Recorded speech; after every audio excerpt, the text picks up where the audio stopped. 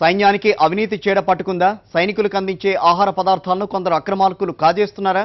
సైన్యంలోని ఇతర విభాగాలపై పక్షపాతం చూపిస్తున్నారా? జవాన్ల వీడియోలు ఏం చెబుతున్నాయి? ప్రభుత్వం ఎలాంటి చర్యలు తీసుకోబోతోంది? సీది స్టోరీ.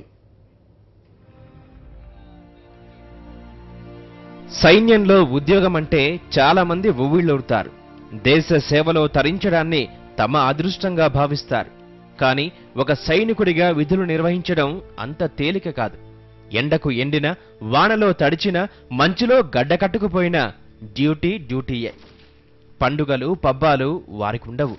ప్రజలను కాపాడమే వారికి పండుగ. శత్రువులపై విజయం సాధించడమే వారికి ఉత్సవం. ప్రకృతి వైపరీత్యాలు, శత్రువుల దాడులను తట్టుకుంటూ వాళ్లు చేస్తున్న పోరాటం వెలకట్టలేనిది. అయితే అంతటి అసమాన త్యాగం చేస్తున్న జవాన్లను కూడా అవినీతి, ఆశ్రిత పక్షపాతం కాటేస్తోంది. అత్యాధునిక ఆయుధాల సంగతి పక్కకు పెడితే కనీసం కడుపు నిండా భోజనం కూడా అందడం లేదు. పైగా సైన్యంలోనే పక్షపాత ధోరణి చూపుతున్నారు. ఒక దళానికి పెద్దపీట వేస్తూ మిగతా దళాల వైపు చిన్నచూపు చూస్తున్నారు. క్యాంటీన్లు, మెడికల్ సదుపాయాలను కల్పించకపోవడమే కాదు, ఏకంగా పెన్షన్ను కూడా రద్దు చేస్తూ తీవ్ర మనోవేదనకు గురిచేస్తున్నారు. ఏళ్లుగా సాగుతున్న ఈ వ్యవహారాన్ని చూసి చూసి విసిగిపోయిన జవాన్లు తమ ఆక్రోశాన్ని వీడియోల రూపంలో వెళ్లగక్కుతున్నారు. ఇతని పేరు తేజ్ బహదూర్ యాదవ్. బీఎస్ఎఫ్లో 29వ బెటాలియన్కు చెందిన సైనికుడు. తమకు ఎలాంటి ఆహారం పెడుతున్నారో యాదవ్ కళ్లకు కట్టినట్టుగా చూపించాడు. బ్రేక్ఫాస్ట్ కింద పరోటా, చాయ్ ఇస్తారు. మధ్యాహ్నం రొట్టె, పప్పు ఇస్తారు. పప్పులో పసుపు నీళ్లు, ఉప్పు తప్ప ఏమీ ఉండదు. ఈ భోజనం తిని వాళ్లు 11 గంటలు నిల్చొని పనిచేయాలి. అవినీతి పెరిగిపోవడంతో తమకి సరైన ఆహారం దొరకడం లేదని బహదూరు వాపోయాడు. కేంద్రం పంపించే నిత్యావసరాలను అధికారులు అమ్ముకుంటున్నారని ఆరోపించాడు. जो कि हम लोग सुबह 6 बजे से शाम को इस बर्फ के अंदर 5 बजे तक कंटिन्यू 11 घंटे ड्यूटी, वो भी स्टैंडिंग खड़े होकर से होते हैं. कितना भी बर्फ हो, कितना भी बारिश हो, तूफान हो, यही हालातों में हम ड्यूटी कर रहे हैं. पीछे का दृश्य शायद आप लोग देख रहे हों. फोटो में शायद आपको बहुत अच्छे लग रहे होंगे, लेकिन हमारी क्या सिचुएशन है ना ये कोई मीडिया दिखाता है, ना कोई मिनिस्टर सुनता है, कोई भी सरकारें. हमारी हालात वही दरबत्तर हैं. हम किसी सरकार को कोई दोष नहीं देना चाहते, क्योंकि सरकार हर चीज, हर सामान हमारे को देती है, लेकिन उच्च अधिकारी सब बिक्री करके खा जाते हैं, जो कि हमारे को कुछ नहीं मिलता इन हालातों में. ऐसी हालात हैं, कई बार तो जवान भूखे पेट भी सोना पड़ता है. సైన్యంలో అవినీతి గురించి ఒక సైనికుడు ప్రశ్నిస్తే ఏం చేయాలి?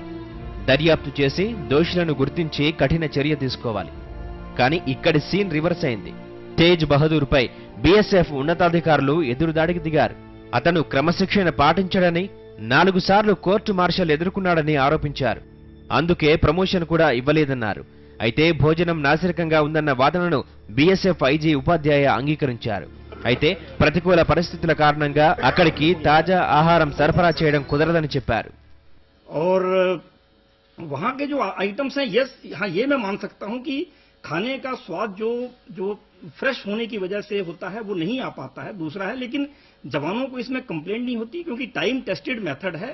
और जो हमें राशन मिलता है आर्मी की तरफ से, वो बहुत बढ़िया राशन होता है और जवानों को उसमें कंप्लेंट नहीं होती है. और उसके अंदर जो है बाकायदा जो है जितने भी वेज और नॉन वेज हर किसी के लिए प्रोविजन डिहाइड्रेटेड और टिंड फूड के रूप में दिया जाता है. బీఎస్ఎఫ్ అధికారుల వ్యాఖ్యలపై తేజ్ బహదూర్ కుటుంబ సభ్యులు మండిపడ్డారు. క్రమశిక్షణ పాటించిన వ్యక్తికి సరిహద్దుల్లో కాపలా కాయడానికి తుపాకీ ఎందుకిచ్చారని బహదూర్ భార్య షర్మిల ప్రశ్నించారు. మంచి ఆహారం పెట్టమని అడగడం తప్పు కాదని బహదూర్ కుమారుడు రోహిత్ అన్నాడు. సైన్యంలో మరో కోణం వెలుగులోకొచ్చింది. ఇది పక్షపాతానికి సంబంధించిన విషయం. సిఆర్పీఎఫ్ జవాన్ జీత్ సింగ్ ఈ కోణాన్ని బయటపెట్టాడు. సైన్యంతో సమానంగా తమకు సదుపాయాలు కల్పించడం లేదని జీత్ సింహ్ వాపోయాడు. పెన్షన్ సదుపాయం కూడా రద్దు చేశారని ఆవేదన వ్యక్తం చేశాడు. कि हम लोग सीआरपी वाले इस देश के अंदर ऐसी कौन सी ड्यूटी है जो नहीं करते. लोकसभा चुनाव, राज्यसभा चुनाव, यहाँ तक कि छोटे मोटे ग्राम पंचायत के चुनावों में हम ड्यूटी करते हैं. इसके अलावा वीआईपी सिक्योरिटी, वीवीआईपी सिक्योरिटी, संसद भवन, एयरपोर्ट, मंदिर, मस्जिद, गुरुद्वारे, कोई भी ऐसी जगह नहीं जहाँ पर सेंट्रल रिजर्व पुलिस फोर्स कि जवान अपना योगदान ना देते हों। इतना सब कुछ करने के बावजूद भी भारतीय आर्मी और सीआरपी और बाकी अर्धसैनिक बलों के बीच में फैसिलिटियों में इतना अंतर है कि आप लोग सुनोगे तो हैरान रह जाओगे। ना ही इसको कोई वेलफेयर मिलता है, ना ही समय से छुट्टियां मिलती हैं। आर्मी को पेंशन भी है, हम लोगों की पेंशन थी वो भी बंद हो गई। 20 साल बाद हम नौकरी छोड़कर जाएंगे तो क्या करेंगे? एक्स सर्विसमैन का कोटा भी हमको नहीं, कैंटीन की सुविधा हमको नहीं, मेडिकल की फैसिलिटी हमको नहीं। हमारे इस दुख को समझने वाला कोई नहीं है दोस्तों। బీఎస్ఎఫ్ కు అవినీతి చీడ పట్టుకుంది. గొప్ప పేరు ప్రతిష్టలున్న ఆ విభాగాన్ని కొందరు అధికారులు గబ్బు పట్టిస్తున్నారు. సైనికులకు అందాల్సిన ఆహార పదార్థాలను నల్ల బజారులో అమ్ముకుంటున్నారు. పెట్రోల్, డీజిల్ సైతం పక్కదారి పట్టిస్తున్నారు. జమ్మూ కశ్మీర్లోనే అతి ప్రధానమైన హుమ్హామా బీఎస్ఎఫ్ హెడ్ క్వార్టర్స్, ఆ చుట్టుపక్కల ప్రాంతాల్లో చేపట్టిన పరిశీలనలో ఆశ్చర్యకరమైన విషయాలు వెలుగుచూశాయి.